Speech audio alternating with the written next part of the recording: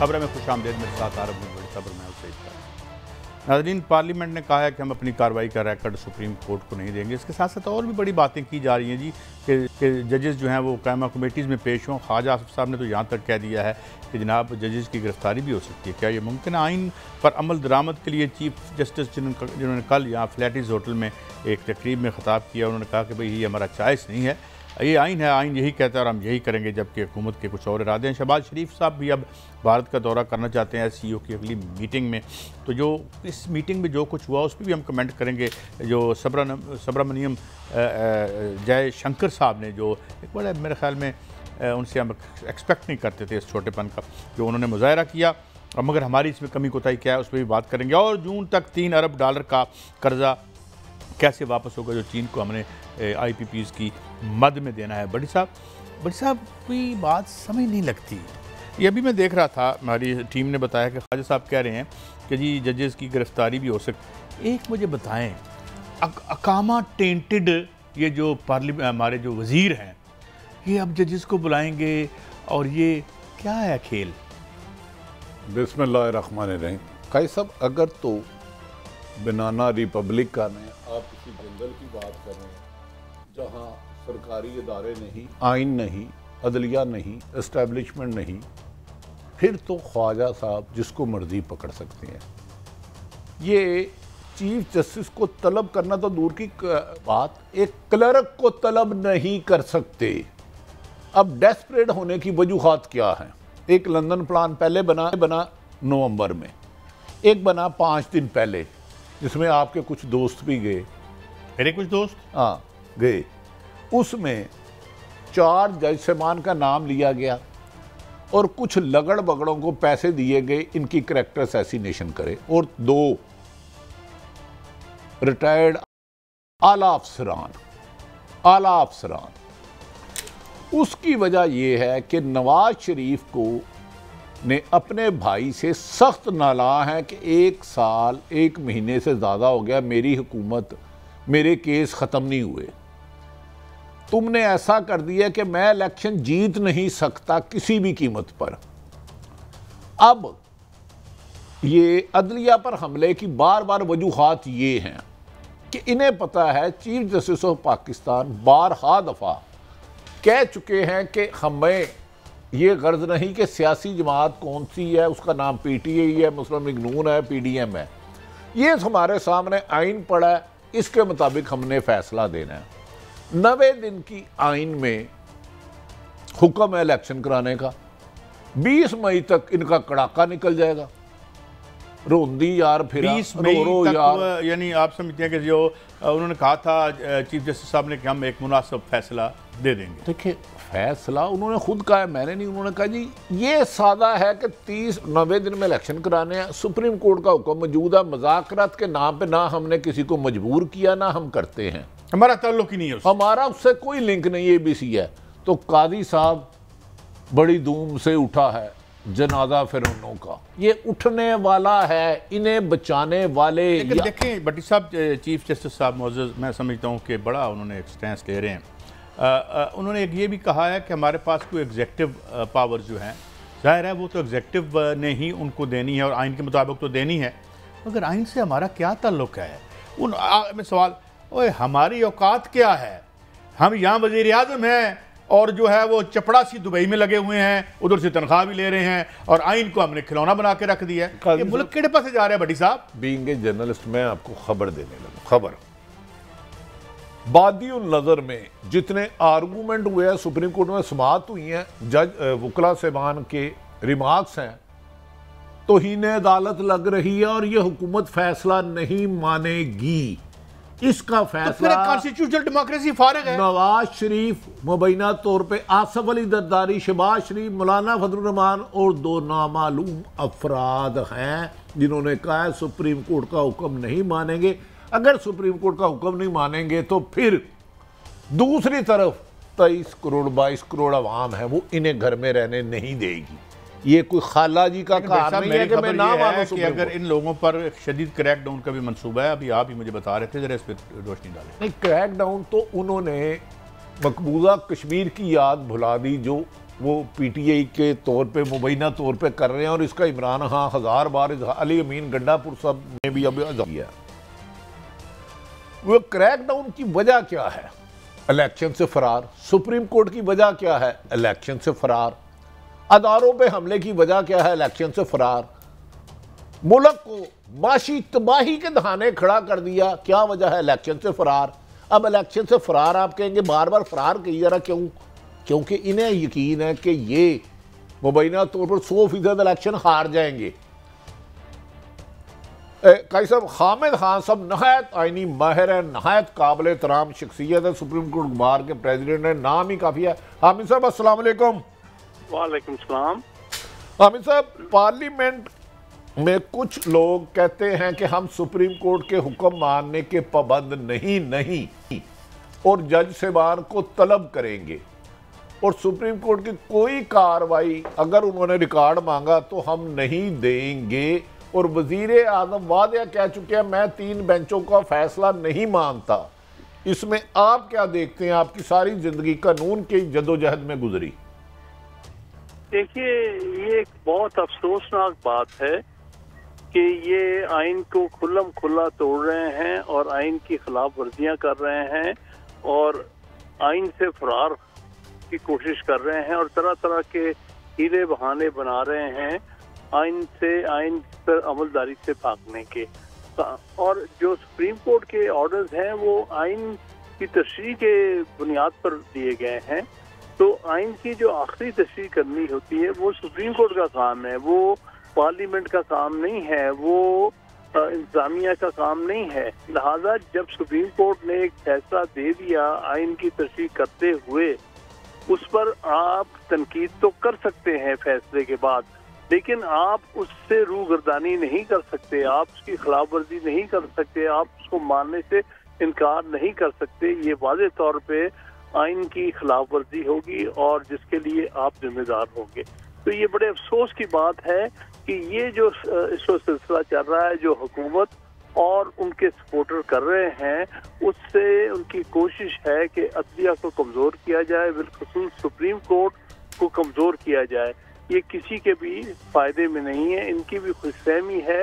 अगर खुदा न खास्ता सुप्रीम कोर्ट कमज़ोर होती है तो कल को इनको जब किसी मुश्किल में होंगे, जब सुप्रीम कोर्ट से रिलीफ लेने के लिए भागेंगे, तो इनको पता चलेगा कि जो हमने किया वही हमारे सामने आ रहा है। हामिद खान साहब, गुजारिश है कि अगर ये हुक्म सुप्रीम कोर्ट कोई भी सादर फरमाती है और ये इम्प्लीमेंट करने से इनकार कर देते हैं, नहीं मानते, तो फिर आइन में कोई है, कोई सुप्रीम कोर्ट के इख्तियार में कोई सजा देने का हक?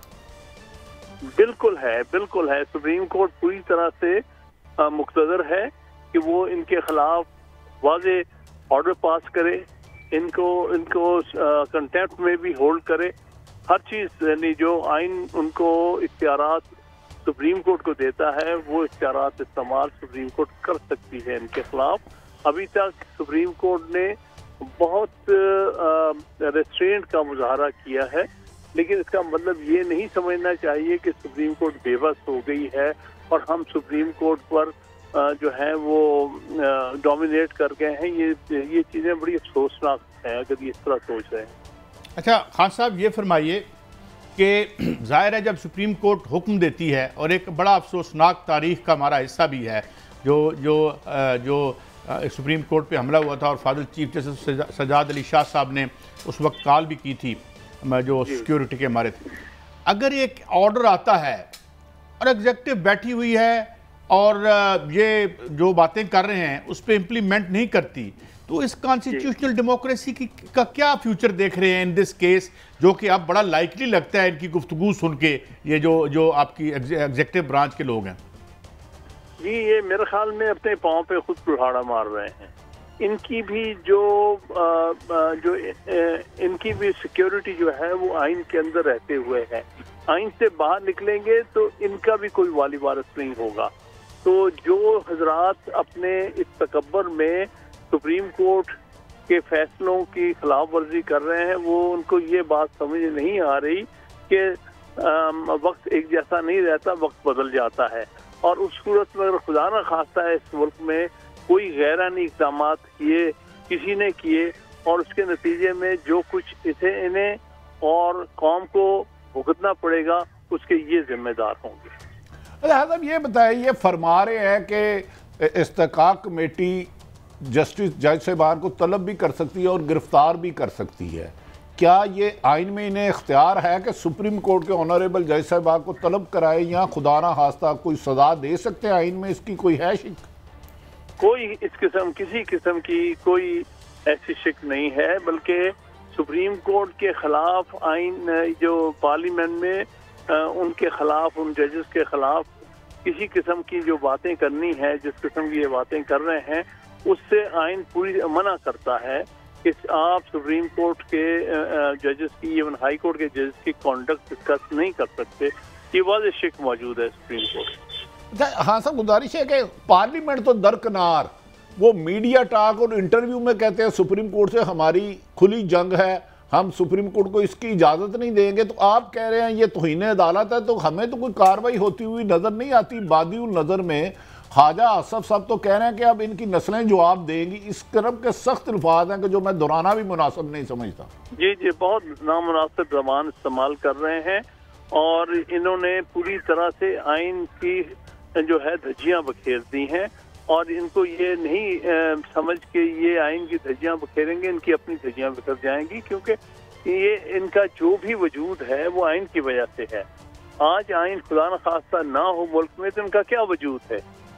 तो इसलिए ऐसी बातें, ऐसी गैर जिम्मेदाराना बातें करना ना इनको जेब देता है, ना ये मुल्क के तहफ़्फ़ुज़ के लिए ठीक है, ना इनके तहफ़्फ़ुज़ के लिए ठीक है। अच्छा खान साहब, ये फरमाइए कि इन्होंने जस्टिस जनाब मुज़ाहिर अली नकवी साहब का जो उनके सासू का रिकॉर्ड जो है वो भी तलब कर लिया है और कह रहे हैं जी हम आर्टिकल 6 भी लगाएंगे इन पे, ये जजेस पे। और फिर एक दिन एक बयान भी आया एक वज़ीर मौसूफ का कि इन्हें ऐसे घर जाना पड़ेगा अगर इन्होंने तौहीन अदालत लगाई जनाब PM साहब पर, जैसे जनाब सजाद अली शाह गए थे। तो अब इसके आगे और क्या देखना है हमने?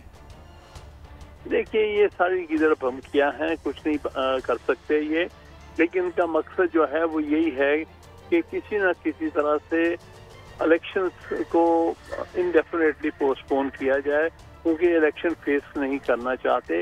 इसके लिए ये आइन की भी खुल्लम खुल्ला खिलाफ वर्जी कर रहे हैं और मुल्क को भी दाव पे लगा रहे हैं। भाई बात ये है, अगर आप जमहूरी लोग हैं, आइन में आप बिलीव करते हैं, तो चाहे कुछ हो, आप पॉपुलर हो अनपॉपुलर हो, आपको लोगों के सामने जाना पड़ेगा मैंडेट लेने के लिए, और अगर मैंडेट आपके खिलाफ आता है तो आपको उसको मानना पड़ेगा।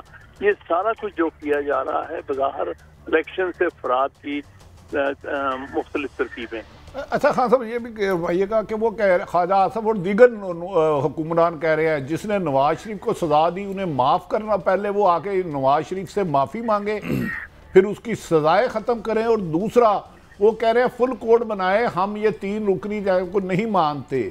तो इस पे आप क्या फरमाते हैं? क्या जज साहबान को, आसफ सईद खोसा जिन्होंने किया, दीगर जज साहबान, क्या वो माफ़ी मांगेंगे इनसे जाके? कभी कभी जुडिशियल ऑर्डर की माफ़ी नहीं मांगी जाती। जुडिशियल ऑर्डर जो होता है, सही हो गलत हो, ये एक तारीख का हिस्सा होता है। बाज़ औक़ात बाज़ जुडिशियल ऑर्डर अच्छे नहीं हैं, उस पर ना हम फख्र करते हैं ना उस पर अदलिया फख्र कर सकती है, लेकिन वो ऑर्डर्स हैं अपनी जगह, उन पर अमल दरामद करना पड़ेगा जब तक कि अदलिया खुद उन ऑर्डर्स को तब्दील ना करे, ये रिव्यू ना करे।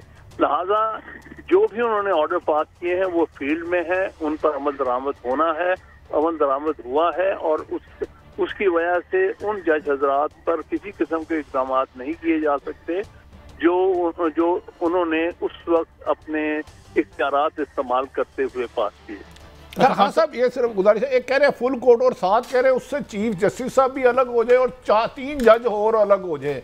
तो क्या मादी में ये हुआ है जो मुल्ज़मान हो, जो तौहीन अदालत कर रहे हो, उनकी मर्जी का बेंच बने और किस जज ने बैठना है किस ने नहीं बैठना, ये मुतालबा आप किस हद तक जायज़ समझते हैं? बिल्कुल नाजायज़ है, ज्यादती है, इनको भी पता है। मैं नहीं समझता ये इतने लाइल्म हैं कि इनको पता नहीं कि जो हम मुतालबा कर रहे हैं ये बिल्कुल बेबुनियाद है, आइन के खिलाफ है, अदलिया की आज़ादी के खिलाफ है। ये आप बिल्कुल इस किस्म का मुतालबा नहीं कर रहे, लेकिन इसके पीछे कुछ और वजूहात हैं जो मैंने अर्ज़ किया कि ये एक्चुअली इलेक्शन से फरार चाहते हैं और इसलिए आइन को भी तोड़ने को तैयार हैं और मुल्क में इस किस्म का इंतशार पैदा कर रहे हैं। अच्छा हाँ साहब, आपको याद होगा कि आपने इफ्तिखार बहाली में बड़ा मेन रोल अदा किया था, तो मैं उस वक्त यूनियन एक थी, उसका सदर था। हम पर हमला हुआ तो आप ही ने आके दरख्वास्त लिखवाई थी मुशर्रफ के खिलाफ, उस वक्त के प्रेसिडेंट। तो क्या आप समझ रहे हैं वकला को दोबारा बाहर सड़कों पे आने का वक्त आ गया? अगर खुदा ना खास्ता सुप्रीम कोर्ट पर हमला होता है और उनका हुक्म नहीं माना जाता, ऐसी सूरत हाल में वकला बरादरी कहाँ खड़ी है? ये वकला बरादरी अदलिया के साथ खड़ी है, क्योंकि वकला बरादरी का अदलिया के बगैर कोई वजूद नहीं है। अगर खुदा न खास्ता सुप्रीम कोर्ट जो है वो बेबस और बेमानी हो जाती है, हाई कोर्ट बेबस और बेमानी हो जाती है, तो बार एसोसिएशंस और वकला बतौर एक प्रोफेशन के बेमानी हो जाते हैं, उनका कोई फंक्शन नहीं रहता।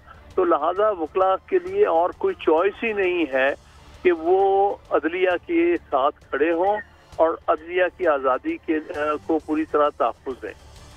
अच्छा खान साहब, अगर ये 14 की डेट गुजर जाती है और जिस तरीके से फादल चीफ जस्टिस साहब ने कहा कि हमारा वो फैसला अभी मौजूद है, स्टैंड करता है, तो इसके गुजर जाने के बाद क्या ऑटोमेटिकली जो गवर्नमेंट है वो ख़त्म हो जाएगी? वैसे तो 30-90 दिन के लिए थी अपनी केयर टेकर गवर्नमेंट्स, वो भी कंटिन्यू कर रही हैं, तो ये तो वो भी इसी तरह कंटिन्यू करते रहेंगे या क्या आपको सिनेरियो समझ में आता है? मैं समझता हूँ कि 14 के बाद कोई केयर टेकर गवर्नमेंट जो बनी थी सिर्फ सिलेक्शन को कराने के लिए, सिलेक्शन डेट गुजर जाने के बाद उसका कोई जवाब नहीं रह जाता। ऐसी सूरत में फिर सुप्रीम कोर्ट को ही मुनासिब कोई ऑर्डर पास करना पड़ेगा जिसके तहत इंटरम कोई अरेंजमेंट हो सकता है। इनका पंजाब की हुकूमत का, इंटरम हुकूमत का मजीद 14 के बाद जाना बिल्कुल ही गैर आईनी होगा और इनका मैंडेट जो है वो ज़्यादा से ज़्यादा सुप्रीम कोर्ट के ऑर्डर की वजह से 14 मई तक आया है, उससे आगे नहीं। अच्छा खान साहब, अभी चीफ जस्टिस साहब ने कल लाहौर में फ्लैटिस में, मैं आपको छोटा सा शॉर्ट सुनवाता हूँ उनका और प्लीज़ आपका टेक चाहूँगा एक लम्हे के लिए। जी सुनाएं। When those judgments are not appealed or no review is filed, then that means no one has any objection to the judgment. If a review is filed, then it will be heard, because no judgment is binding unless it becomes final. But if a judgment is not challenged, then it becomes final. जी खान साहब, सही कहा। Judgement को किसी ने challenge ही नहीं किया, review petition नहीं file की।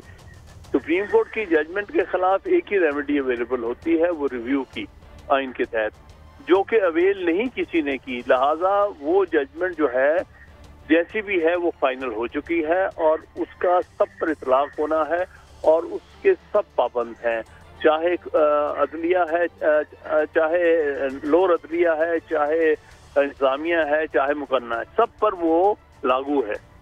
अच्छा ये एक और मैं फाजिल चीफ जस्टिस साहब का सुनवाता हूं और ये भी फरमा दीजिएगा कि क्या टाइम भी होता है कोई रिव्यू पिटीशन फाइल करने का? पहले जरा सुन लीजिए चीफ साहब क्या कह रहे हैं। The leaders of Pakistan, the political leadership of Pakistan agreed to start negotiations which have not ended yet. This is what we were informed. We have nothing to do with that, but at least they are conscious that they have a duty to comply the Constitution, and we are there to support that effort. Otherwise, our judgment, it has a force of its own. It will not be implemented today, it will last to the test of time and shall be implemented. ये जो खास तौर पर उन्होंने if it is not implemented today it will lost and see the test of time, जी इसको कैसे आप एक्सप्लेन करेंगे खान साहब?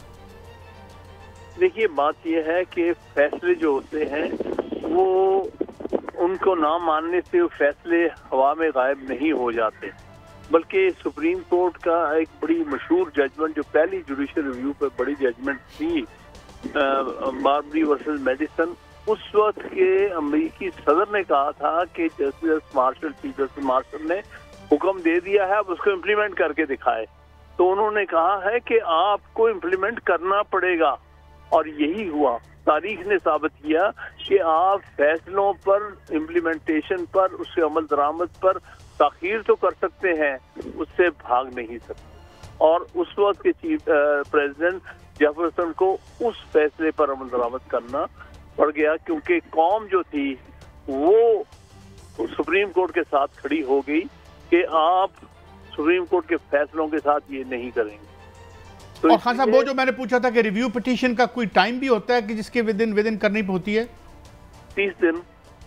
तो वो तो गुजर गई, गोया से गुजर गया, बहुत अच्छे। उन्होंने खुद बयान दिया कि हम नहीं रिव्यू पिटीशन फाइल करेंगे। अच्छा हाँ साहब, आखिरी एक सवाल, अगर 14 तारीख गुजर जाती है तो कब तक इसका मुतवक्को फैसला सुप्रीम कोर्ट के ऑनरेबल जज साहबान कर सकते हैं कि इसको तखीर भी कर सकते हैं, 2-4 महीने और भी देर हो सकती है इस पे, या ये फैसला आप जल्द देख रहे हैं 1-2 वीक में?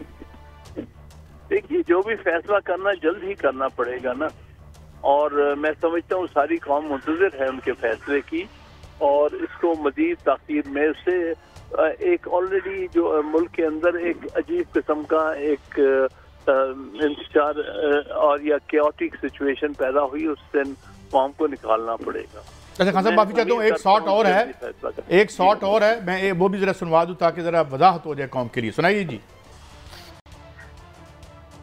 If it says 90 days for holding elections, it is our duty to say that. It is not our choice. Instead of finding a reason why we should avoid to say it. If you stand up for the Constitution and the law, then you must support the Supreme Court of Pakistan. जी खान साहब, ये बिल्कुल सही कहा। हाँ, ये choice नहीं होती। आइन पर अमलदारी जो है ये सुप्रीम कोर्ट की या दूसरी अदालतों की चॉइस नहीं है, ना ही ये मुकन्नना की चॉइस है, ना ये पार्लियामेंट की चॉइस है, ना ये इंसामिया की चॉइस है।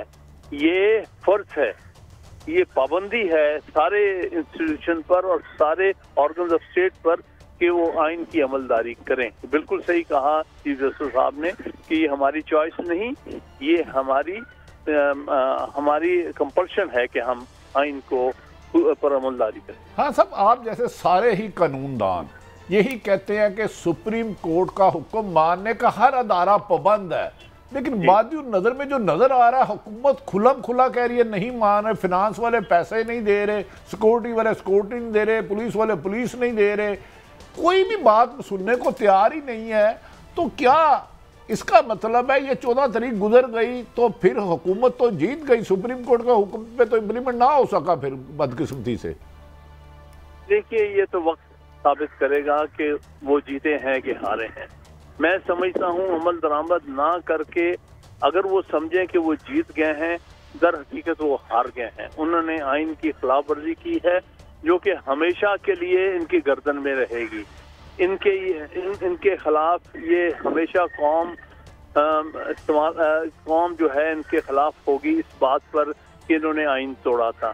तो लिहाजा अगर अभी वक्ती तौर पर ये बच भी जाते हैं तो आखिरकार ये बच नहीं सकते, आइन को तोड़कर ये कहीं नहीं जा सकते। अच्छा हाँ साहब, मुल्क के चीफ एग्जीक्यूटिव प्राइम मिनिस्टर होते हैं जिनके मतहत तमाम अदारे हैं, क्या इसमें सुप्रीम कोर्ट प्राइम मिनिस्टर को तलब कर सकती है कि जनाब हमारा ये हुक्म था, आपने महकमों ने किसी ने इम्प्लीमेंट नहीं किया, और उन्हें क्या सजा दे सकती है? देखिए, उनको तलब भी कर सकती है। पहले प्रेसिडेंट है आपके सामने, सुप्रीम कोर्ट ने यूसुफजई गिलानी को भी तलब किया था, सुप्रीम कोर्ट ने पहले नवाज शरीफ को भी तलब किया हुआ है और जब वो प्राइम मिनिस्टर थे, और इसी तरह मुख्तलिफ वक्तों पर सुप्रीम कोर्ट को और यूसुफजई गिलानी जो प्राइम मिनिस्टर थे उनको बुलाकर उन्होंने सजा भी सुना दी थी, जिसके नतीजे में वो अपने ऑफिस से जो है दस्तबरदार हो गए थे। तो इसलिए पहले बिल्कुल ये सारी नज़ीरें मौजूद है, प्राइम मिनिस्टर को बुलाया जा सकता है, उनकी जवाब तलबी हो सकती है, और अगर जवाब मुनासिब ना हो तो उनके खिलाफ मुनासिब आइनी और कानूनी कार्रवाई हो सकती है। बहुत शुक्रिया खान साहब, आपने हमें एनलाइटन किया और बहुत सी दिन आप ज़ाहिर है क्लैरिटी के साथ सामने आई। खान साहब को हम जानते हैं कॉन्स्टिट्यूशन के लिए हमेशा खड़े रहे हैं। ब्रेक की तरफ जाते हैं, जब ब्रेक से वापस आएंगे तो शहबाज शरीफ साहब का बमुमकिन दौरा है भारत, और जो कुछ दिन पहले जो बिलावल भुट्टो साहब का दौरा था, बड़ा अनजेंटलमैन लाइक बिहेवियर था जो सुब्रमण्यम जय शंकर साहब का, वो क्या है और वो क्यों है, वो तो खैर कंडेमनेबल है ही, मगर हमारे साथ ये हमारी हुक्मरान अशराफिया हमें कहाँ ले आई है, इस जो कम्युनिटी ऑफ नेशंस है इसमें ऐसे क्यों हमारे साथ होता है। एक ब्रेक के बाद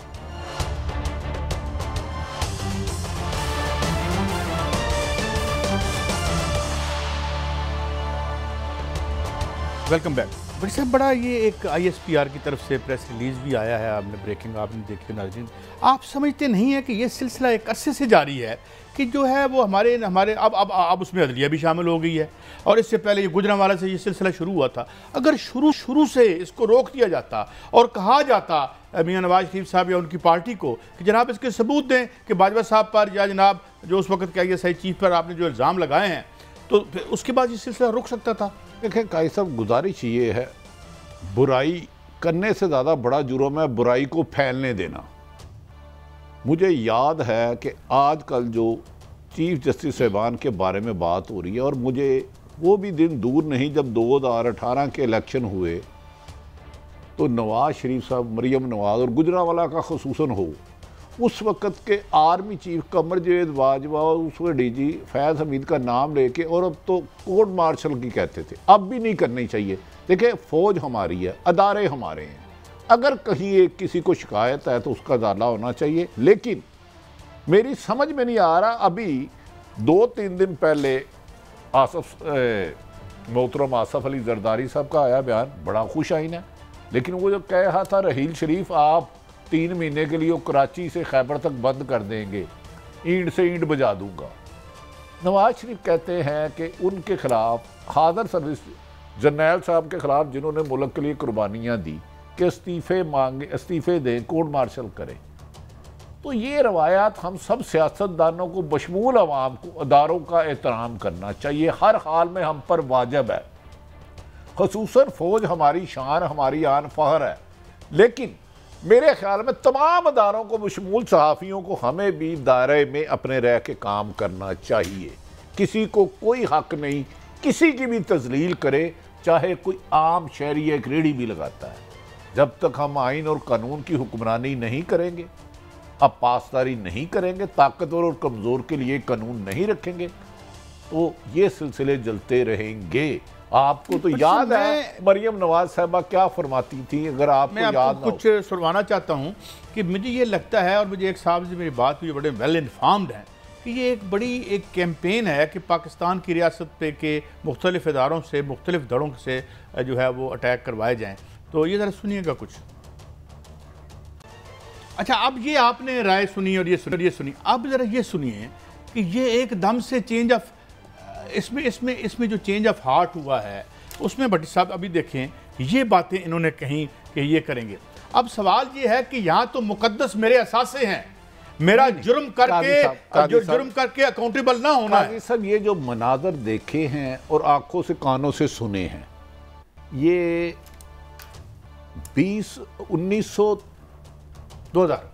1960 के है। नहीं 2000 नहीं यार, आजकल मेरा ख्याल है इनमें से एक, अल्लाह ताला उनके दर्जात बुलंद करे, बाकी 10 साल पहले की बातें हैं साहब। नहीं काजी साहब, ऐसे इंसान किस तरह अपनी ही बात को थूका हुआ चाट सकता है? अनबिलीवेबल है। आज तो वो कह रहे अदलिया होती कौन है, हम इनको छोड़ेंगे नहीं। मेरी एक गुजारिश है, अब तो तौहीन करप्शन पे अंदर ही ना हो जाए हम किसी दिन। यार ये काजी साहब अनबिलीवेबल। गालबन नवाज शरीफ का भी बयान है जो मैंने देखा, ख्वाजा आसफ भी, आजकल बयान आपने शायद सुन नहीं रहे, मेरा ख्याल है आजकल टीवी नहीं देख रहे आप। नहीं, आजकल बड़े दिल पे वो तो कह रहे हैं कि हम इनको अंदर कर देंगे, इसको तलब होना होगा, इनकी साथ पुश्ते असर लेंगी। तो क्या इसका नवाज शरीफ एक कॉन्विक्ट से आके माफी मांगेंगे? बड़ी साहब किस दुनिया में रहते हैं? अच्छा काजी साहब, ये बनाना रिपब्लिक है, ये तो मुझे अब कोई किन्नू रिपब्लिक नहीं लगती। ये जो आपने शॉट चलाया है, आपने बड़ी मेहनत की है, ये इसे एक नून लीग के हमारे दोस्तों को भी भेज दें, शायद उन्हें समझ आ जाए कि अब वो जो गलत कर रहे हैं, या माजी में गलत थे या आज गलत थे, इसका मतलब है इनकी मर्जी का फैसला ना आए तो काजी साहब डंडों से, ईंटों से भी हमला होगा, जुबान से और तलवार से भी हमला होगा। इसका तो मतलब ये है। आज ये लफ्ज़ सुनने के बाद मुझे बता दें, अगर चारों सुप्रीम हाई कोर्ट्स और सुप्रीम कोर्ट कार्रवाई नहीं करती तो हम कहाँ से बात ये है कार्रवाई होगी या नहीं होगी, ये हम बाद में देखेंगे। चीफ जस्टिस साहब ने भी कहा था कि एग्जीक्यूटिव ब्रांच बहरहाल सुप्रीम कोर्ट के अंडर का आइन के तहत होती है, मगर आइन की कस्टोडियन पार्लिमान में अगर जो जिस तरह के लोग जजेस को बुलाने की बातें कर रहे हैं, उनके कंडक्ट को जिस अंदाज से, तो इसमें हम यही तो बात मैं खान साहब से पूछ रहा था, अहमद खान साहब से, वो कहते जी नहीं करते, फिर क्या करोगे? मतलब पहले नहीं हुआ ना, वो कह रहे हैं हम नहीं कर रहे ओपन। दूसरा कैसा, ये जो शहबाज शरीफ साहब ने अब NRO Part 2 हुआ, उसकी 3 दिन से आपको वजूहात नज़र आ रही हैं। शहबाज शरीफ पहले कभी साकिब निसार के ख़िलाफ़ नहीं बोले थे, अब वो बोले हैं। आसिफ अली जरदारी पहले कुछ नहीं बोले थे किसी इशू पे, ये अब पार्ट 2 शुरू होगा। इसका मतलब है मेरे ख्याल में, बादियुल नज़र में, जो मेरी असेसमेंट है, गैब का इल्म तो मेरे पास नहीं होता, हुकूमत समझ चुकी है कि वो सियासी आईनी कानूनी जंग हार गई है। अब लड़ाई झगड़ा मार कुटाई पर आएंगे। 2 अदारों को लड़ाया जाएगा, इज लाइक एस्टेब्लिशमेंट और खुदा ना खास्ता अदलिया। अवाम और अदारों के दरमियान तफरीक पैदा की जाएगी। एक सोची समझी साजिश का तो पहले सियासी नाकामी, माशी नाकामी, फिर आइनी नाकामी, फिर सफारती नाकामी। 4 नाकामियों के बाद इमरान खान नहीं रुका इनसे। अब मेरी नज़र में ये जो प्लान 2 है लंदन, ये बहुत खौफनाक है। उसमें कुछ जिंदगियों के जाने का भी खदशा है। कुछ साफियों पे, कुछ सियासतदानों की जिंदगी को भी खतरा है, क्योंकि हुकूमत समझ चुकी है कि वो सियासत आईनी तौर पर वो बहुत कमजोर विकेट पे है, आइन तोड़ चुके हैं। अब आपके ख्याल में इनका ये खेल, मेरा ख्याल है 20 मई से पहले पहले सुप्रीम कोर्ट का हुक्म आएगा और वही आएगा जो आइन के मुताबिक है।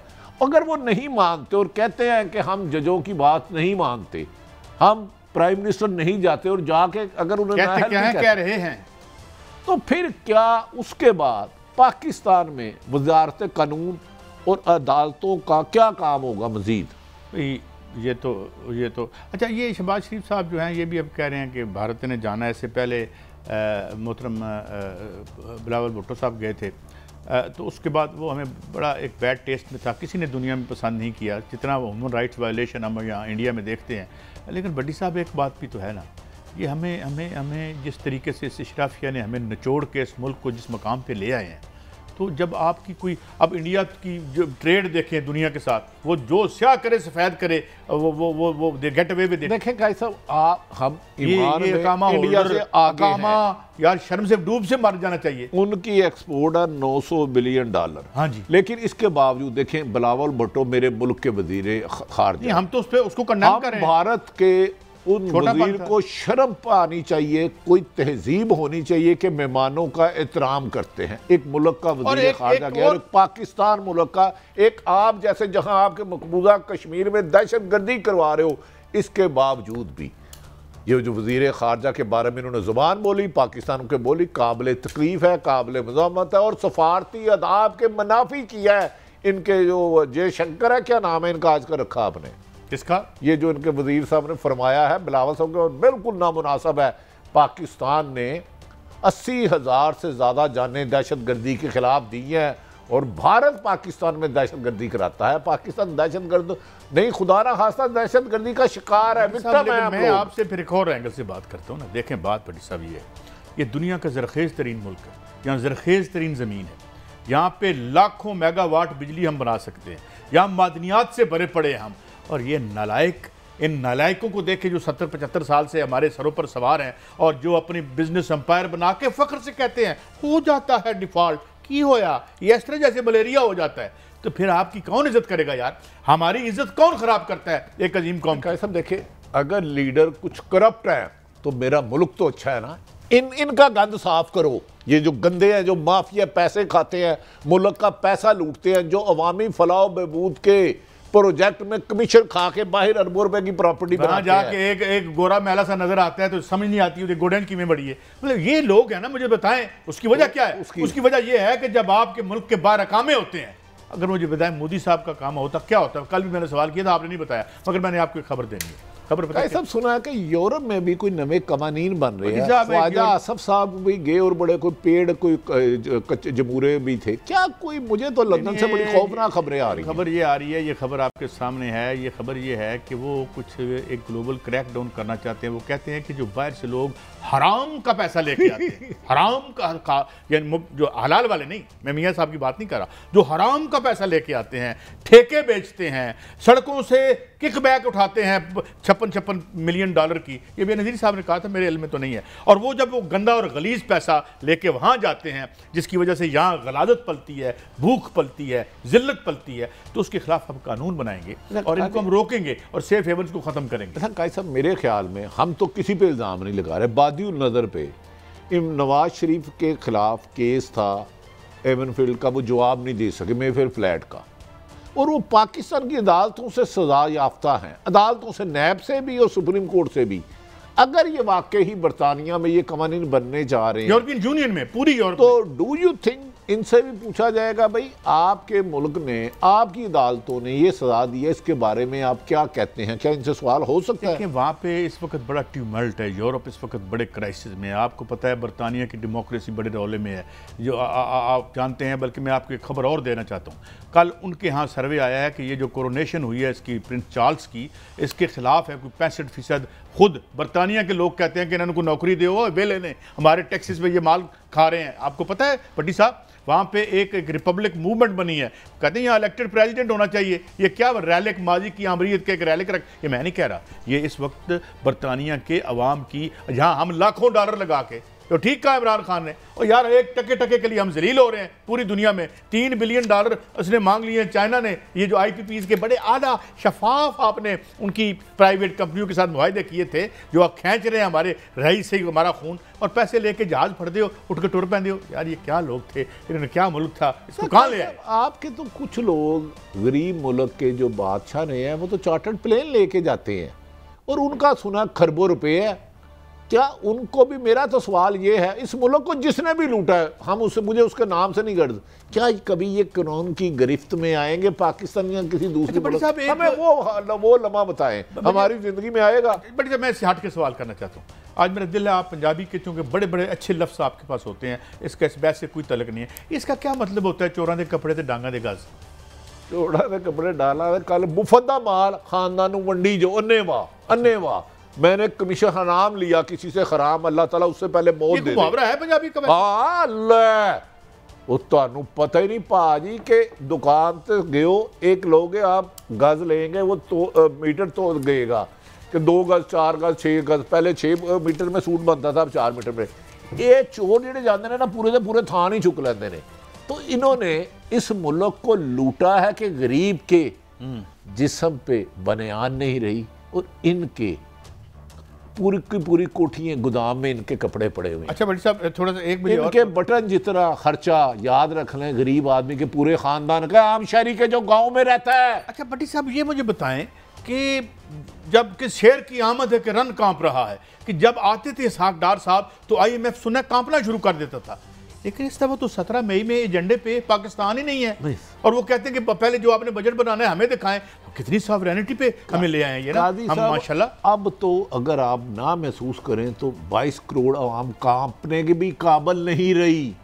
हरकत में कहते हैं बरकत है, हरकत भी नहीं रही। इतनी महंगाई वो आपने ज़मीन बोझ कर दी है कि जिस कदर महंगाई अब हो गई है, सफ़ेद पोश आदमी जिसकी 40-50 हज़ार सैलरी है, काजी साहब उनसे आपने ज़िंदगी के बुनियादी हकूक़ छीन लिए हैं। आपके हुक्मरान रोज़े इशर वाले दिन उसका जवाब दे होंगे। ये जितनी मर्जी तकरीरें कर लें, जितनी मर्जी बंद कमरों में मीटिंगें कर लें, लेकिन एक दिन अल्लाह का अजाब इनको आएगा, हर उस पर आएगा जो किसी की भी हक तलफी करता है, किसी से भी नाइंसाफ़ी करता है, चाहे साफ़ी है, चाहे एस्टेब्लिशमेंट से है, चाहे जज है, चाहे पॉलिटिशियन है।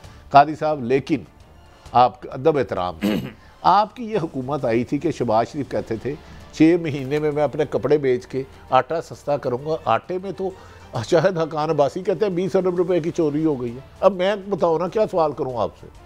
बड़ा कंजर्वेटिव एस्टीमेट है, चलें मुझे नहीं पता वो कह रहे हैं, आई डोंट नो, हो सकता है नहीं जी। नहीं, उन्होंने कहा इसमें 20 अरब की चोरी हुई है। भाई वो बाद में खबर जो मर्जी करते रहे, इंज नहीं होता कि कड़वा कड़वा थू थू मीठा मीठा हा हा, इस तरह काजी साहब नहीं होता। हिस्ट्री है कहते हैं। फिर वो मैंने सुना उस्मान बोजदार के, इसका मतलब है उससे पहले और उससे बाद तुम फरिश्ते थे। ओ भाई 40 साल से गिद्ध खत्म हो गया इस मुल्क में, 81 से आप आ रहे हो, खुदा का वास्ता है। और चलो आप इमरान से इख्तलाफ होंगे, अब एक 3.5 साल पे 75 साल का गंद डाल दो, ये कोई मुनासिब है? काजी साहब, अब आप थोड़ा सा सॉफ्ट कार्नर है मोहतरमा मरियम नवाज साहबा के लिए, बहुत अच्छी खातून है और वो बड़े दबंग अदारों को लताड़ती हैं और रिजल्ट भी लेती हैं, और मुझे लगता है कि आपको भी कोई लेटर आया है काजी साहब, कोई दावा तो नहीं बजा? नहीं, मैं दावा नहीं बजा, थोड़ा ही दावा मैंने बजदा भट्टी साहब, तो मैं चुप कर जाना, मेरी गल सुनो। बात यह है कि यहाँ पर ना जब से ये गंद मचाया है, प्राइवेटाइजेशन के नाम पे इन्होंने लूट मार की है, ठीक तरीके से करते तो हम इनको, जिस तरीके से आज डॉक्टर इकराम उल हक साहब का मजमून है कि कौन कौन से वो जो एम्स थे, ऑब्जेक्टिव्स थे उसके, और ये क्या हुआ, और आजकल जो ख़ास तकलीफ़ हो रही है लोगों को, भाई बात यह है कि ये प्राइवेटाइजेशन नहीं थी, ये लूट सेल थी। जिस तरह जुल्फ़िकार अली भुट्टो की नेशनलाइजेशन नहीं थी, इस तरह ये प्राइवेटाइजेशन नहीं थी। ये एहसास है अब नज़र किस पे है? हज़ारों एकड़ जो ज़मीन है इस वक्त स्टील मिल की, जिसमें से 2000 एकड़ गायब हो चुकी है बकौल ममरेज खान के। वो बताएं कहाँ पे है? मुझे पीपल्स पार्टी के एक दोस्त ने बताया एक टीवी प्रोग्राम में कि नहीं जी वो तो डीसी रेट पे हमने ले ली थी। अब उनका कहना है ये प्रोग्राम गालबन 92 में हुआ था। अब बात ये है, मैं माफ़ी चाहता हूँ, आपके चंद खानदानों ने पूरे मुल्क के वसाइल रेट ले लिए हुए हैं, ठेके क्लोजिंग है बड़ी साहब, वसाइल, मैं कह रहा हूँ वसाइल ठेके पे ले लिए, 56 और इदारे जो हैं वो बेचे जाएंगे, ये मसाइल है। और ये एक डिफाइनिंग मोमेंट है पाकिस्तान का, ये मेक एंड ब्रेक मोमेंट्स हैं, क्योंकि ये सब कुछ गंद सामने आ गया है। इंशाल्लाह ये साफ होगा, पाकिस्तान इस गंद को साफ करके इस मुल्क के अवाम आगे मंजिल की तरफ बढ़ेंगे। इजाज़त, कल फिर मिलेंगे, अल्लाह हाफिज़।